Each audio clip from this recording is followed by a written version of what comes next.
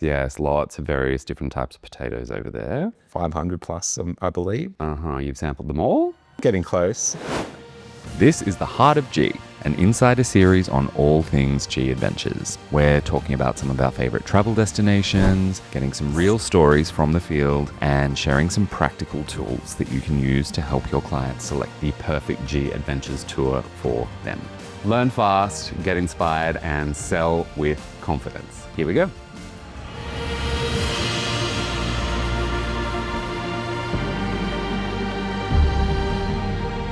Tell me your favorite way of describing this destination without giving away the name.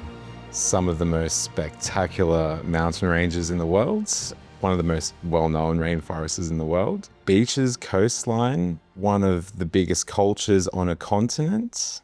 What do you love most about Peru? The Incan civilization and the heartland pre-European arrival. It was the capital, Cusco. It's where the emperor was based. You've got the Sacred Valley. You've got one of the 7 wonders of the world, Machu Picchu, just down the road. The food, oh my God, like some of the best restaurants, one of the best cuisines, gastronomy in the world is Peru. Also the landscape, people, just how varied it all is. You can get lost in there for months in Peru and have an amazing time. You get the chance to talk to a lot of people who've traveled to Peru. What do you find surprises them? Probably the food. If you go to Lima, if you go and have a look, there's a list that's done up every year of the top 50 restaurants in the world.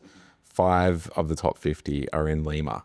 And Peruvian food, especially for Australians, we're blessed with amazing Asian sort of cuisines. You don't really walk down the street and run into many Peruvian restaurants. Therefore, it's sort of not that well known about, and it's just mind-blowing. What's your favorite dish? I'd have to say the lomo saltado. What's that? Lomo saltado? It is like a bit of a Chinese wok stir-fried, but then you've got potato chips and spices in there as well. So it's sort of like a blend of European with a bit of Chinese, and you've got like the potatoes, which Peru is famous for. Yes, lots of various different types of potatoes over there. 500 plus, I believe. You've sampled them all? Getting close. And I'm curious to learn more about what's outside of Cusco and the Sacred Valley, because that's the only area that I've seen. G Adventures, you have a CEO, and that is a local that is from that city or country, and they will be your friend, and they are there just to show you the best of their country and make sure that you go home loving their country. You still have your freedom and flexibility, but they are always on standby for your safety. They can direct you. They can show you where the amazing restaurants and food is. They can help with the language barrier. They're just there to make sure that you are looked after, you're enjoying their country and you're having the best time. The CEOs really do make the difference when it comes to traveling. For those who don't know what we're talking about, could you explain what a CEO is? The founder of our company, Bruce Poon-Tip, was the CEO of G Adventures. And about roughly 15 years ago, he decided that he is no longer, or he isn't the most important person in G Adventures. So the reason why people come back and do a G Adventures trip again and again and again is because of our tour guides. So he decided that he was going to surrender his CEO title and give that to our tour guides, which is why they're called CEOs, and it's an acronym for Chief Experience Officer. The reason why they are a CEO is because they want to make sure you have the best experience in their country. We're all about community tourism, trying to attract people these adventurous destinations. If you have a CEO that's looked after you, showing you their country, you've built a connection and a bond with, you're going to go home, tell your friends and go, oh my God, you should go to Peru. And they are just extraordinary. And I'm still in touch with all of my CEOs. See? And I hear that every day, time and time and again. And so am I.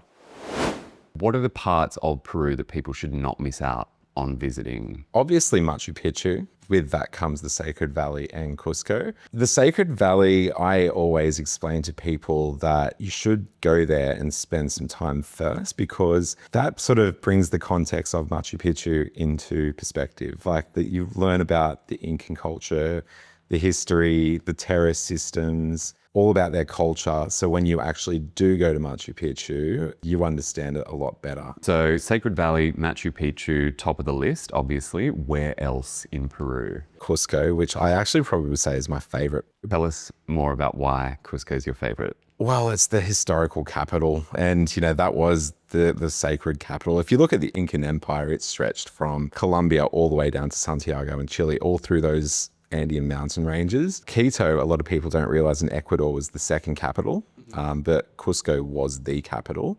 But you can still wander around through the back streets of around Cusco and through the alleyways, and there's a lot of the old Incan sort of structures that are still standing. Yeah, it's a really unique place. Lucky enough to have been there myself. And yeah, those remaining structures are mind-blowing. G Adventures have got a 21-day trip, and that one there will cover all of those destinations if you do that. Yeah, tell us more about itineraries that cover off these destinations. So travel agents, I always explain that you do always have the option to do the train to Machu Picchu. You don't have to do a hike, but obviously the Inca Trail and hiking in that region is one of the most popular attractions for South America. So you can actually do the Inca Trail as a 1-day hike. The traditional Inca Trail is a 4-day hike where you camp for 3 nights along the Inca Trail, whereas the 1-day Inca Trail hike is Aguas Calientes, which is the base of Machu Picchu, the town there. But there's a train station about 10 kilometers before it where like a couple of trains will stop. And from there, you can walk up into the last campsite of the Inca Trail, and then you can walk the final 2 to 3 hours up through the Sun Gate, and then that's where you get to see Machu Picchu for the first time from the Sun Gate. So if you just did the 1-day Inca Trail hike, that's sort of giving you all the benefits. If you're really into your hiking and you want the challenge, then you got the 4-day Inca Trail hike, the Lares trek as well. So you've got the Sacred Valley and the Lares Valley right next door, but you actually walk through communities, and you don't really see other people or other tourists or gringos for the 3 days hiking in there. Whereas the Lares trek, it's a little bit more, you're on your own with your group and your guide in the mountains, and you're walking through communities, and it's stunning. There's hot springs, there's actual proper facilities as well, which is probably a bit more appealing to a lot of people. And it's a little bit shorter. It's 1 day short, but you walk back into Ollantaytambo, and then you take the train to Aguas Calientes and spend the night in a hotel before you go to Machu Picchu. How fit do you need to be? I suppose the hardest, the most challenging part of the Inca Trail is the altitude. You even have fit people who are not used to altitude and hiking. They struggle as well. One of the best bit of advices I got from an older gentleman on the Inca Trail with me was 1 step at a time. And it's not a race, just take your time, take in the views and the scenery. And that's, you're actually stopping and seeing a lot of Incan ruins, just like Machu Picchu. So just enjoy it. Enjoy the journey. Let's hear your fast 5 for Peru. What are the 5 things that travel agents should memorize to be able to share with their customers about why to visit Peru with G Adventures? We have 50 plus departures every month, all year round. Every single one of them is guaranteed. We have a travel style for every single type of traveler. We have all the different hiking options. As far as my knowledge goes, I don't think there is a bigger small group tour operator in Peru than G Adventures. The community element that we bring into it, there's lots of different reasons I can talk to you about why G Adventures should be your go-to for Peru.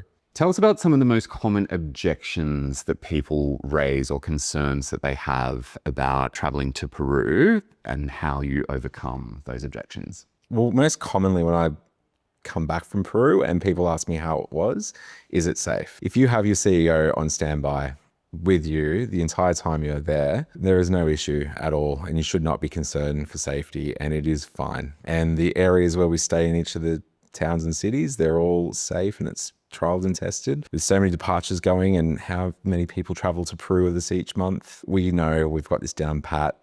Traveling in a small group, a lot of people don't realize that if you are going to the Sacred Valley, or if you're doing a day tour in Cusco, or if you're going to Machu Picchu, you are going to be on a tour regardless. Go visit these amazing places. The people you're going to travel with, you're going to make friends. What tips do you have for agents when it comes to talking about G Adventures and the value for money that an itinerary with you represents, particularly in Peru? With all of our trips there, it's a $350 deposit. Doesn't matter if it's G-Lux, Nat Geo. That guarantees their spot. You pay your final balance, so the client knows the exact amount they need to pay before they go on their holiday to Peru. That's paid 2 months before they travel. If they would like to cancel or change their mind or change their dates, the $350 deposit is a lifetime deposit with G Adventures, so it just stays on file. They could use it to any destination, any G Adventures trip, anytime they're ready to rebook. Peru in particular, it's an affordable destination. And of course, there's the money can't buy element as well with G Adventures, that you're getting such an immersion into the local culture and you're making those friendships and connecting with people like your local CEO, who chances are is going to become a lifelong friend. Exactly. For agents, what are the sorts of things that they should be looking out for, listening out for when they're consulting with a customer that'll tell them that they are the perfect fit for a G Adventures trip? Usually they'll need accommodation. They'll need to get between places. They'll probably also want to do a day tour in a destination, or it could be an overnight cruise. Doing it with G Adventures just brings it all in together, and it's just easy for you to sell that. And you know your client's going to go away and have the best experience. You know, you can plan and design a tailor-made itinerary in a country for a client and spend hours, and they're constantly chopping and changing, and they don't really know what that hotel is going to be like, what they're going to do in that city, how they're going to do it. All that's taken care of when you book a G Adventures trip. Let's take all of that, boil it down, distill it into one key takeaway that you want people to remember about traveling Peru with G Adventures. Don't put it off any longer.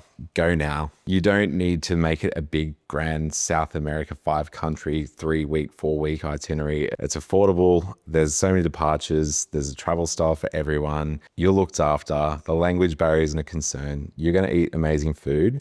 And most importantly, the locals in Peru are absolutely going to praise the ground that you walk on for traveling to Peru instead of somewhere else, because they need tourism. You absolutely cheated there, because instead of one takeaway, you gave us a list of takeaways, although very, very compelling reasons to visit Peru. I'm very, very keen. And I want people to travel to Peru as well. Terrific.